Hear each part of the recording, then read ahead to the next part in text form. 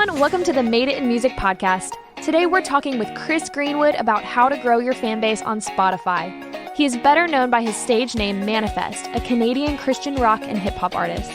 He has released 11 albums over his illustrious career and has been nominated for multiple Dove and Juno awards. At 1 million monthly listeners, Chris has seen lots of success on Spotify. He's here today to share his story as well as giving some tips and tricks to grow your Spotify numbers as well. This was recorded along with our live online audience from our Song Chasers community. You can learn more about Song Chasers at joinsongchasers.com. For now, let's dive into the episode. All right. What's up, everybody? Happy Wednesday. I had to look and see what day it was. I also didn't know. These weeks are just kind of blurring together. Yeah. But hey, I'm super excited that you all are on today. We've got a good one in store for you, my buddy Chris Greenwood, aka Manafest. The house with us. Awesome. Yeah. Got a good crew on today. This month, our theme is making money in music. And today ties directly into that. Yeah. So we're going to be talking about, you want to share a little bit what he's going to be talking about today? Yeah. And I'll obviously let him talk a little bit more about this, but obviously, Chris, you've got a lot of monthly listeners on Spotify, and I know that, that ties directly with, of course, making money, but yeah, we just wanted to kind of dive a little bit more into, the tips and tricks of kind of how to do that. And so, Seth's pulling it up right now.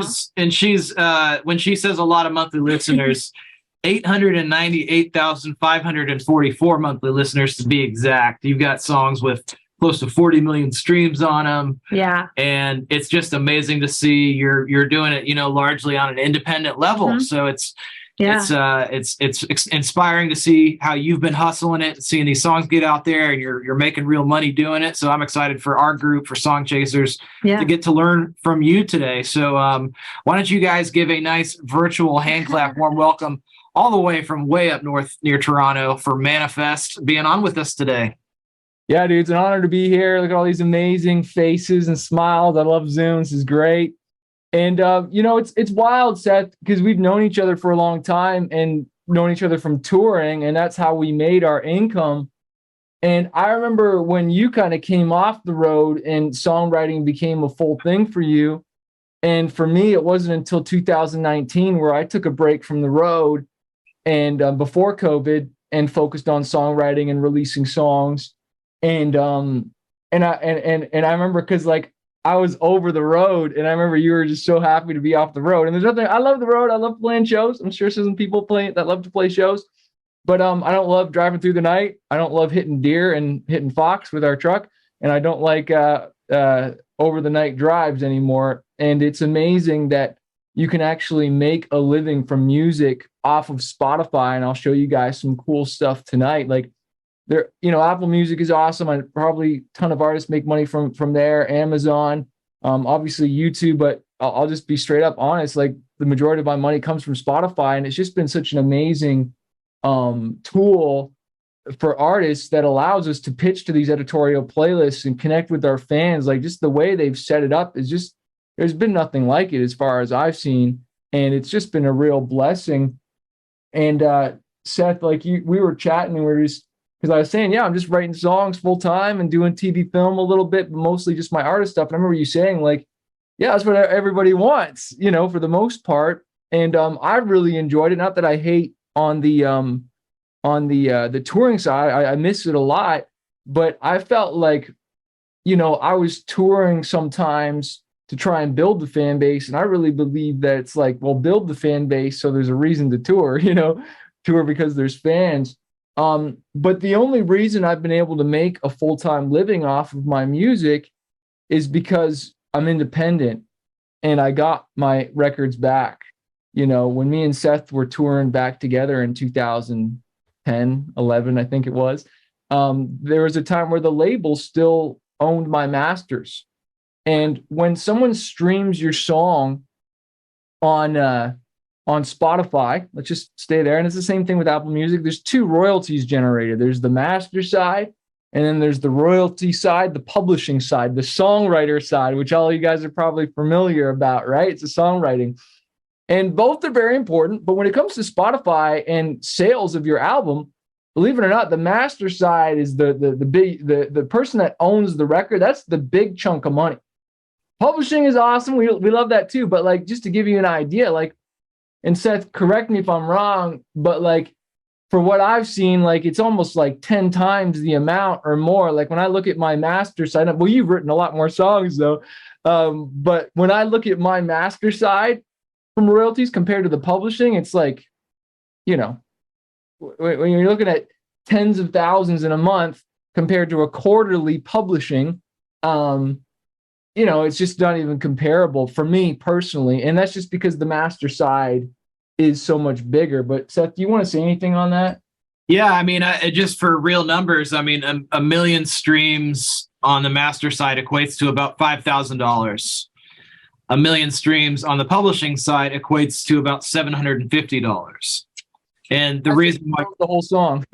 Yeah, that's if you wrote the whole song. That's $750 divided by, you know, maybe there's 3 songwriters on it. So that's where Chris is talking about. It can very well be over 10 times the amount if you're the sole master owner of a song.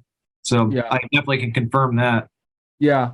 So it's you know, so that's why it's important to own your masters. But you know, when it comes into it, and we'll jump into Spotify in a second here, but like, we're publishing, and I never want to like, you know, poo-poo on publishing here. Like when you get a sync placement, all of a sudden publishing is extremely important because, you know, you get a $10,000 sync placement, that's chopped in half. 50% goes to the master and then 50% goes to the songwriters. And all of a sudden you're like, okay, I wish I wrote on that song. And publishing is, you know, so it both are important. But when it comes to this specifically on Spotify and streaming, I just want to say that you want to be the master owner as much as you can. Now, the opportunity on Spotify and how to be successful on it, for what I've seen, is by releasing singles. Okay. Albums aren't dead, but we live in a singles economy. And so what we did for our last album, I Run With Wolves, is I think there's 12 songs on here, and we released 9 of them as singles.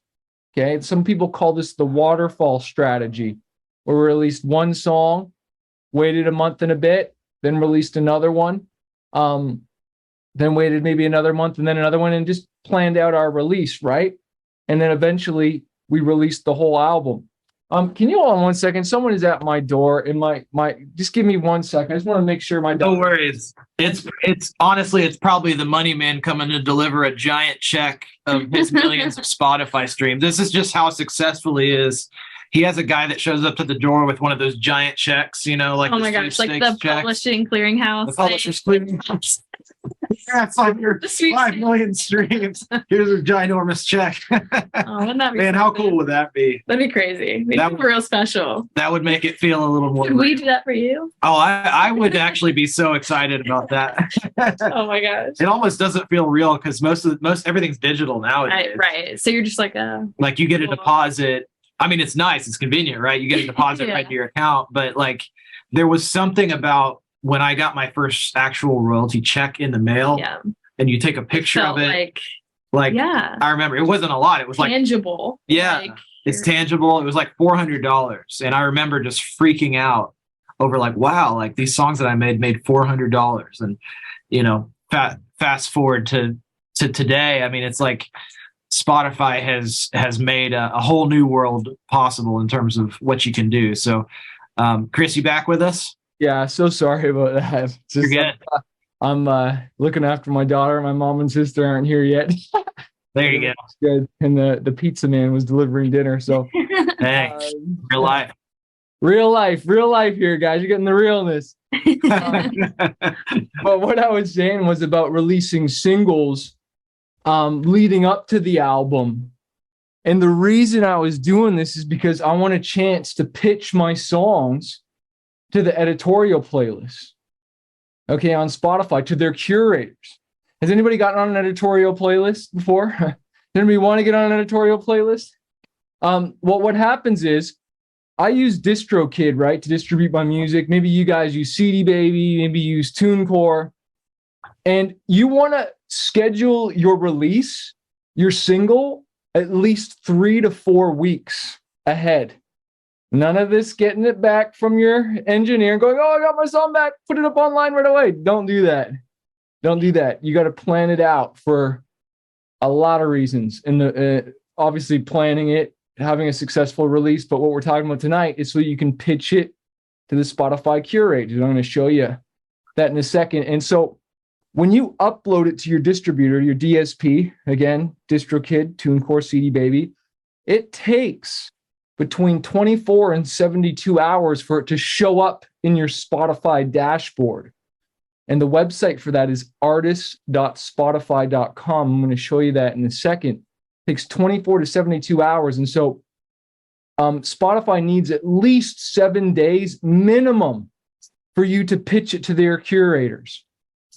So that means if, you wanted to release it, well, you couldn't release it this Friday, or you could, but then you can't pitch it. If you wanted to release it next Friday, like, you're cutting it close. Don't do that, because 24 to 72 hours minimum, right? And so what I want to show you here, let me pull this up. Got a few windows open. Here we go. Can you guys see that okay? My dashboard? And what I love about Spotify is it shows you how many people are listening to your song right now. Like, that's just so cool to me, man, that we have this data, right? And so see here, artist.spotify.com, and you need to claim your profile with your distributor, right? So that you claim your artist profile and you log in. But then once you've distributed your song, you've uploaded it, you click on music and you click on upcoming, and it'll show right here where you pitch it, right? And you can only pitch one song at a time. And so I actually pitched this one today to my students. We have a cover song coming out January 13th, okay? So I'm a month ahead, woo! All right, so I pitched this actually 5 hours ago.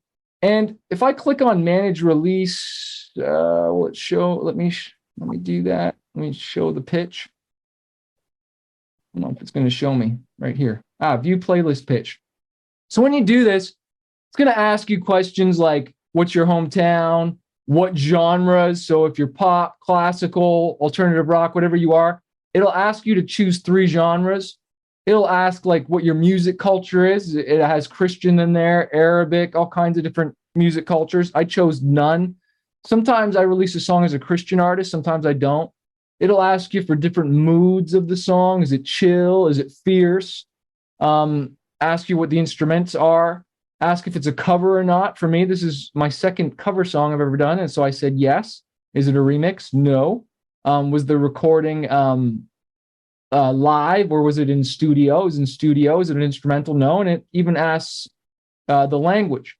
And then it asks you for a description. And this is really important that you fill this out. Do not leave this blank. And so I normally say like, hey, Spotify team, in the end, by Linkin Park is one of my favorite songs. So I'm kind of telling the story behind it.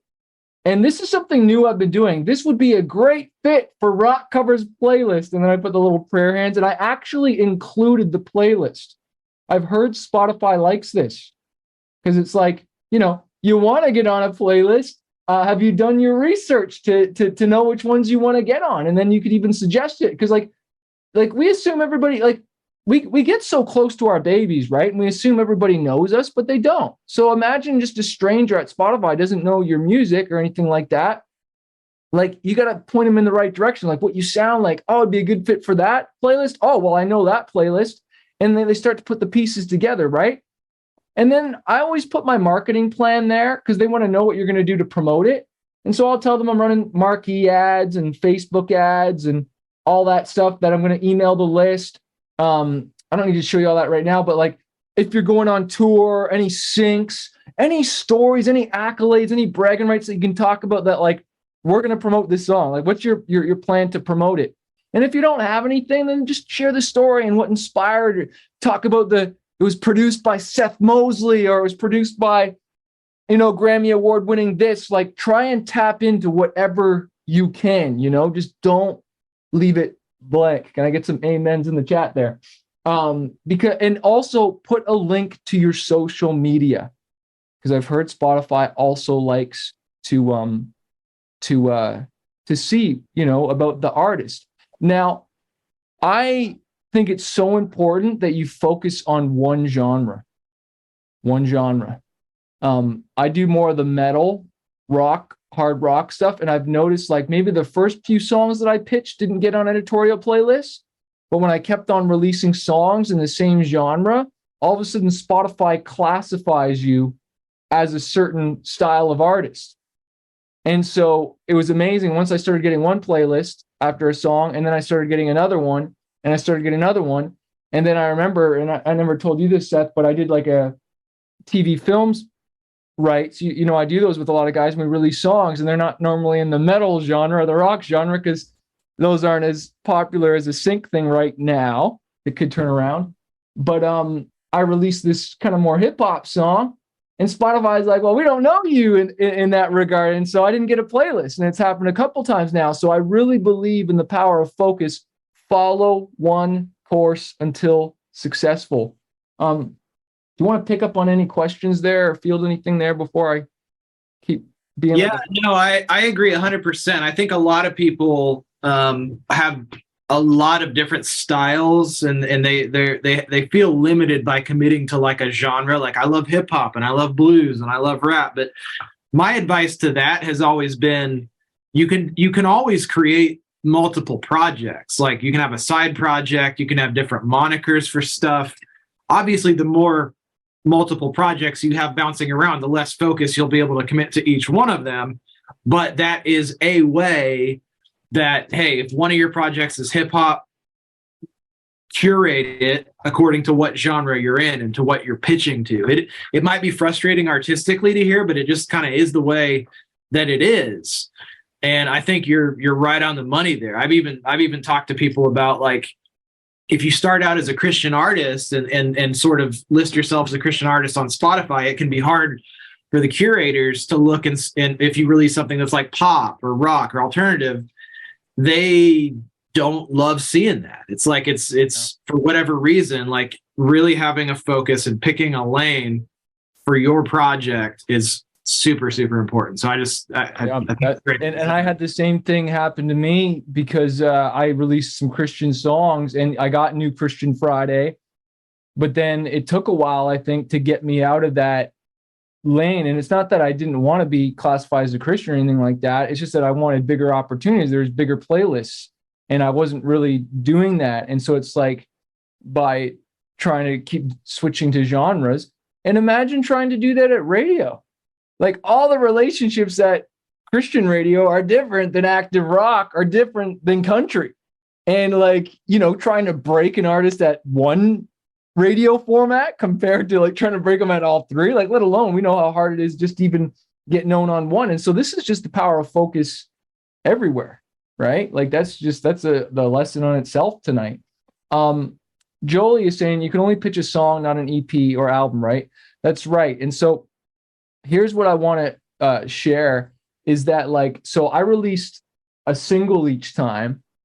And so I pitched that song. If I released like 4 songs, I could only pitch one. All right. I could only pitch one. You can only pitch one at a time. Right. And I want to show you the difference. Well, before I do that, like, and the reason, not only is it for the editorial playlist why it's so important, but it also triggers Spotify's algorithm and the release radar notifying all your followers. Like if you got a ton of followers and you don't pitch it, not only will the editors not find out about it, but your fans won't find out about it. And I want to show you what I mean by that.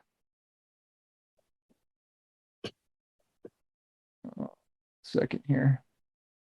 So let's close out of here. So for instance, this song that just came out about a week and a bit ago, the song Crawling. As you can see here, if I click on playlists, I can see release radar is the majority of my streams already, right? And that's the algorithmic playlist. I wouldn't have got any of those if I didn't pitch that song. I didn't get any editorial playlists on this one. This is a playlist I control. This is an algorithmic playlist. And we're going to talk about, before we leave tonight, how powerful Spotify's algorithm is. This is just like an independent playlist. But what I want to show you is, if I go to releases and So this is my album that I released, right?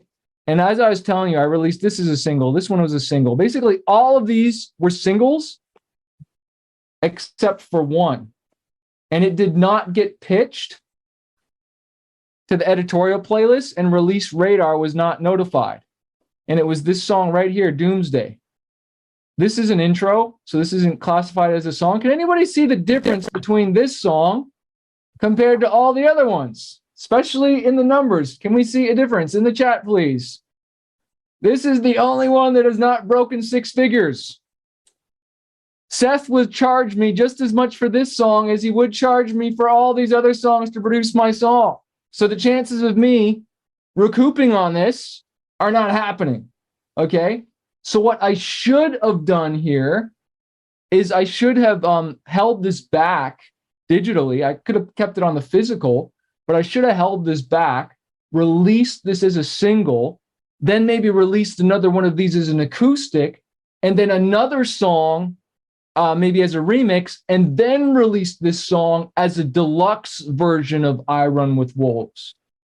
You guys picking up what I'm putting down here? I literally like all those songs cost me as much. And you know what's really annoying? I was hanging out with my fans the other night, and somehow that song Doomsday got brought up, and all my fans were telling me how much they love it. I'm like, oh, well, that's great. And it made me realize like it didn't really see the light of day. And so what do you do? Like what can we do to fix that? Some of you, I bet you've released all your songs. You're like, crap, now I can't pitch any of them. Well, you could do an acoustic version of it and re-release it. You could do a remix. You could re-release it and get a big feature on it. That's one thing that we're thinking of doing, is getting a big feature on it and re-releasing that song so I can get the bang for my buck out of that, right? Just looking at some of the questions here. Can you pitch a song that you released a year ago but you have not pitched yet? Well, if it is streamed on Spotify or been released, it cannot be pitched. I know, it's so sad. This whole album, before I knew about this, we released a whole bunch of songs and then just we released it all as an album and missed out on all that. Someone's asking about changing the release date. So if you've scheduled your release and it hasn't come out yet, you can change the date and push it back. But you just, again, you got to give and that would happen with your distributor specifically to do that. I know we had an EP scheduled and I actually changed the date. So that was good. Seth or Riley, do you guys want to add to any of that? Yeah, I was actually looking for, there was a Billboard article that I read recently about the power of algorithmic playlists on Spotify. And when Spotify playlists started out, it was everything. Like a Spotify playlist, and they still are very powerful, but they don't do what they used to. Like if you were on the Rap Caviar playlist with big, hip hop mainstream playlist, that would pretty much guarantee you get like 50 million streams. Yeah. Now you might get 10 million from that same spot. Now that's just because of market saturation, but it's also because of the way people are interacting with Spotify. They like the algorithmic playlists where Spotify just serves you up what to listen to based off of that, your other tastes and preferences. So even if you don't, it's more of an encouragement than anything. Like even if you don't get added to a curated playlist, there can be a lot of traction to be gained just from those algorithms. Mm-hmm. So that's a great segue. Yeah. Like just because I didn't get the playlist for this last song, I'm still promoting, I'm still pushing it. What am I doing? I'm running Facebook, Instagram ads. I might run some Spotify ads. We'll post social media, we'll try and get some viral posts, and I might share you guys a really cool video to encourage you to keep promoting. But I want to backtrack a little bit to your pitch. I mean, the thing that a lot of people, they put a lot of pressure on Spotify basically to make a career for them. And you just pitching to a Spotify playlist cannot be your only marketing strategy. Mm-hmm. Like in your playlist pitch, you had listed like, hey, what's my actual marketing plan in addition to what I'm doing right now, which is the pitch. And, you're like, okay, well, I've got ad budget set aside to spend on Spotify ads or on Facebook ads or Instagram ads or whatever. Or I have X amount of followers that I'm sending this out to. It's just, you have to have those other things too. Yeah. Social influencers. If you want to pay them, like micro influencers, we did some of that. I found some in the rock niche, and I look for those. Micro influencers are ones anywhere from 10 to 50,000, and you can get a post for like $20-$40, and they've got tens of thousands of followers. And when you get to the 50 to 100,000 followers, you're going to pay a lot more. But yeah, these are all the different things that we're doing to market the song. Like, yeah, definitely just hoping on an editorial playlist is definitely not a plan. Running ads, so Spotify's algorithm eventually picks it up. That is a strategy. And, the song we did, I think I shared this over dinner with you, Seth, is our song Firestarter. When that originally came out, it didn't blow up. Okay, this song Firestarter. In fact, it was the remix. If it's here, oh, that's not it. Where is it? The remix, and it actually has, I think, still more. Yeah, the remix is the one that actually took off. And then it wasn't until, I don't know, a few months ago, I can't remember when it was, and all of a sudden Spotify's algorithm grabbed a hold of this. And I want to show you, and this is the cool thing too, guys, and I hope it encourages you to do a remix to breathe new life into your song. So song wasn't like a failure, but it was like, getting a few thousand streams a day. But then Spotify's algorithm grabs a hold of it, 15,000 streams, all the way up to 21,000 streams in a day, right? And, it's dropped off a bit. And part of this is also Spotify's discovery mode. But right now it's still doing 12,000 streams. And Spotify, the algorithm needs data, right? And so it's trying to see, is someone saving this to a playlist? What's the skip rate? Like, are they skipping it after 30 seconds? Are they sharing it? Are they adding it to playlists? Like, it's collecting all this data. And based on that reaction, it's like, oh, well, this type of person would like that. And so it's going to start sharing it out into these algorithmic playlists. And once you do that, once that happens, you can't spend enough on Facebook ads or Spotify ads or whatever compared to what the algorithm can do. Like, that was my big revelation. Like, yeah, I start and I got to get this plane off the ground, right? I got to get some gas behind it, some money. But then once that algorithm, if the song is good marketing only makes a bad song fail faster. But you guys are with Seth, so you guys only write good songs. So, but you got to push it hard enough, long enough. And some of you might ask, well, how long do you need to push a song for? I always say 30 to 60 days of constant data for Spotify. You don't want just some big spike. You want to keep feeding it over a period of time. You guys, any questions on that?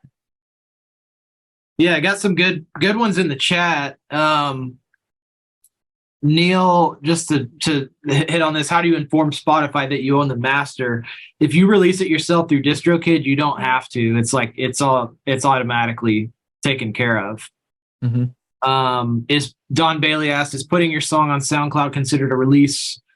Same for posting it one day on your Facebook social page. I think we're talking about a little bit two different things here. I almost look at SoundCloud as like the mixtape version. Mm-hmm. It's like, hey, I can post my demos and stuff on there. It would almost be like posting a snippet on TikTok or Instagram or something. Like, that's how I look at SoundCloud. Some artists make a lot of money from there. Like, I haven't blown up there or anything like that. Like, we make a little bit of money, and we've had some songs take off, but it hasn't been crazy. But I know for some artists, it's quite the income stream. Sure. I can't say that I'm a pro on that though, but I say be everywhere. You have to upload that manually there though, because the distributors won't distribute it there for you. Right, exactly. Yeah, let's keep plowing. We'll definitely have some dedicated Q&A time at the end. So if anybody's got questions, we're moving quick. Definitely stick around for a little bit, and we'll make sure everything gets answered. Yeah. So just coming back to that algorithm, that's what's like wild to me in the idea of this whole catalog and songs that you were how many years old can all of a sudden like take off. I know we're talking about Spotify tonight, but when like something goes viral on social media, like TikTok or something like that, and you're promoting the song, that can drive streams and it can drive sales. One of my students, I think her name is Katie, I can't remember her last name, but she was like exhausted, she was tired, and she didn't want to post, and it was during Christmas. And she thought, you know what? I'm just going to sit down on the carpet and pull out my phone and do one more quick little TikTok before I go down for Christmas dinner. And that was the one that blew up. And so, that itself like is a strategy to grow your streams on social media. It's helped to hit, I know specifically in the UK, to help hit charts and all kinds of stuff. And it has driven streams. Now, does anybody hate TikTok like I do, or just jumped on it late or not a fan? And no one's telling you to do dancing videos. No one's telling you to do all this stuff. You don't have to do that. You just got to figure out your authentic voice and your angle and telling stories around your song. And because you didn't write this song, you didn't spend the money to record it, make artwork, all this stuff just to only post about it once, right?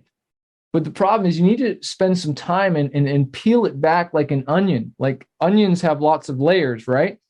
Well, what are all the stories behind the song? You travel into the studio, the inspiration behind the song, why you wrote it, where were you when you wrote the lyrics? Who did the artwork? Who produced? Like there's so many stories and content that you could post. You just got to figure out how to do that in your voice. Because I want to share with you a guy that I don't know this dude, but this story just inspired me so much to not quit when it comes to promoting your song. Let me play this video, and forgive, there is one little bad word at the end. I want to talk about this because I saw this comment and it made me self-conscious, and I almost deleted the video, and the next day it got over 200,000 views on the For You page. The video I posted that went viral got 4 million views. It was the 35th time that I'd posted that song. So if you're a creator and you're chasing something, keep going and don't worry about this. If I had stopped on the 34th time, I would have fucking played myself. So 30 something times. Has anybody posted about their song 30 something times? Like, holy smokes, right? Like, blows my mind, like, just the commitment. And I know that drove crazy streams and money, and it was free. Now, you could say it's not free in the sense of time, because you know what I mean? But like, just the idea of not giving up. And it's like, we post it 3 times and we go, oh, this doesn't work. You know what I mean? Nobody likes my stuff. And the sad thing is what I've realized, the best song does not always win. Can I get an amen to that, Seth? The best song does not always win, unfortunately, not at radio, not at Spotify. It's the best marketed song. It's the best marketed song. And it's just you figuring out how to get that out there, and promoting it. A few months ago, well, it might have been longer now, almost a year ago, I had a whole bunch of labels from China emailing me all of a sudden. And they wanted to buy the rights to one of my songs. And I was like, oh, okay. And I was like so close to doing this deal. And I did my due diligence and realized I'm already making money off of this from China. I'm making a lot of money. And I came to find out that this song was being used by a lot of Chinese influencers and in Taiwan, and like millions and millions of streams. And this is, again, the idea that it's not even always about, you marketing the song, but other people getting a hold of it and making videos about it. Sometimes some of your best marketing budget could be doing a contest for all your fans and friends and say, hey, I'm going to do a contest for everyone that does a TikTok with my song, or Instagram reel with my song, is going to get entered to win a $100 gift certificate on Amazon or something like that. And you get a whole bunch of entries and all this stuff. And that drives a ton of traffic to your Spotify. and just one pops off, right? That's all you need is just one. And and to your point too, I don't know if you guys know of a guy named Warren Zeiders or Warren Zeters. I don't even know how to pronounce his name. He had a massive TikTok hit last year. And my friend Ben Stennis was telling me about this last week. It's a song called Ride the Lightning. It's a terrible song. It's like horrible, but he posted it 97 different ways on TikTok, and it was that 97th time that it went viral, and it's actually just gotten certified RIAA gold just off of TikTok streams. So that is wild, dude. You see, like that's just crazy to me, man. Like, it's just so wild. What was I going to say? This is the same thing too. And I heard Alex Harmozy talk about this. Is like, I know, guys, sometimes you don't want to post on social media, and it's because you just see it as input and you feel like social media is taking from you more than you're getting from it, and maybe getting distracted and pulled in or whatnot. But what I realized is that, like, what these other artists that might not have as good as songs as you, but yet they're blowing up, is because they show up for their fans and they've built this one thing, and it's called community. Like, we can all probably name artists that have way bigger fan bases than us in our genre, and their music isn't as good, but they show up for their fans and they build this thing called community. I call my fans my fighters. Seth happened to actually produce the song Fighter, and it's ended up becoming this like movement, and I call my fans that now, and it's my tribe. There's a book called Tribes by Seth Godin. But just the idea of showing up for community, and honestly, I could do a way better job at it. But I've seen these artists that like seriously, like they sell crazy tickets, sell lives to their, and the music is just but the way they show up for their fans and the way they bond. Like, I think about Lady Gaga, who used to say goodnight to her fans on Twitter. Like that's the kind of relationship she has with her fans, and that's how she treats social media. She doesn't treat it like a drag. She treats it like, I get to do this and I get to communicate on that level. So I just encourage you guys to kind of change your mindset around there. And then I'll just share a couple last things about Spotify, and then let's just open it up for Q&A. What I shared earlier about releasing singles, and I just want to encourage you, if you have an album, begin with the end in mind. Set a date. When does this album coming out? And then plan your singles backwards. Plan like 3 to 4 weeks backwards, and then launch it. And once you've released the singles, when you finally upload the whole album, you want to make sure you grab the ISRC code from the original song and make sure you upload that when you release the album, so you don't lose any of the streams and don't lose any of the playlists when you finally release the album. Okay? So you release a single, you could release, and I really encourage you to release as many singles as you can. Because like, otherwise, I honestly feel when it comes to Spotify, it's a waste. And am I the only one? And let's just be honest on here. You just released the single and you're already talking about the other one to your spouse or your friend or your producer. It's like, it's out. It just came out and you're already talking about the next one. Okay? Don't do that. Focus. Right? Like, and that's what singles do. They force you to put a marketing campaign behind the next one. Because once the album's out, you're like, oh, my job's done. And you move on. And it's like, I already showed you with the release radar, like, you miss out on so much opportunity. And that's just Spotify, let alone social media and everything else that you can do and keep showing up, right? Like, it's like you just release the album and then you disappear for how long, right? And then all of a sudden you show up 12 months later and they're like, where is he? Where is she? I haven't seen him. And one more thing I'll share, and I'll shut up, is we want people to support our music, but we don't even show up until it's out, you know, and people like to support that which they felt like they were a part of. But you didn't let me in on the songwriting. You didn't show me in the Uber car drive over to the studio. You didn't show me when you were writing the lyrics.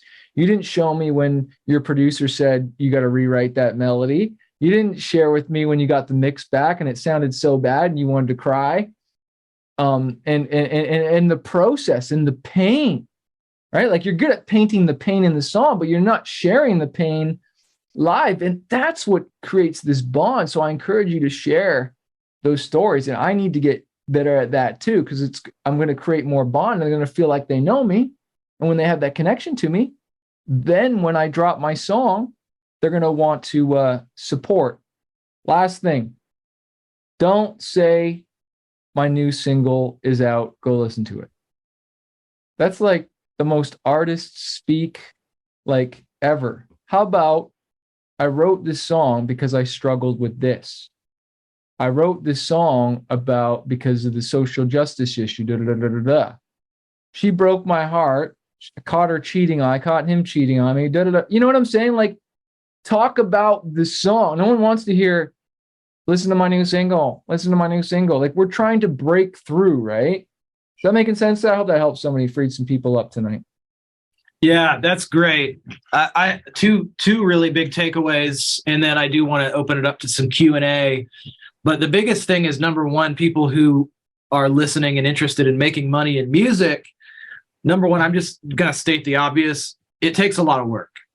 It's like anything. There's no shortcuts. There's no magic like, hey, download this thing or hire this person, and all of a sudden you're going to make a ton of money. It's consistency. It's getting the reps in. It's honestly the numbers, like releasing a lot of stuff and showing up and promoting. Can't buy a fan base. Can't buy a fan base, man. Cannot buy a fan base. You have to earn it.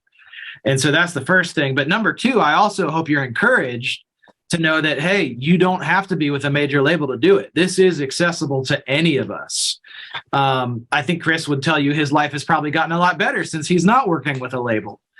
And so I want us to all be encouraged of that, is you don't need to wait for a record deal or a publishing deal to come along and make things work for you. You just got to learn how the platforms work and make them work for you. So I just wanted to end on that. Yeah. And with that, let's open it up to some Q&A. Chris, is there anything else you want to? We jump into some Q&A. I love how real you are and just the honesty. Like, it's true. Like, it's a lot of hard work, and you're seeing halfway through the movie. You weren't with me and Seth. You know, I think we always played pretty good shows, but there's a lot of shows. There's not many people there, and there's just a lot of disappointment and discouragement.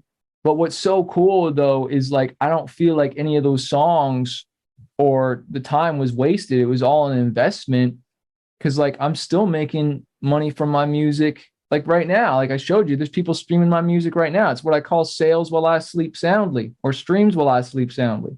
And it's a beautiful, and it's a freedom. It can really provide a freedom lifestyle. But you, like you said, dude, you got to invest in it long enough and stay in the game.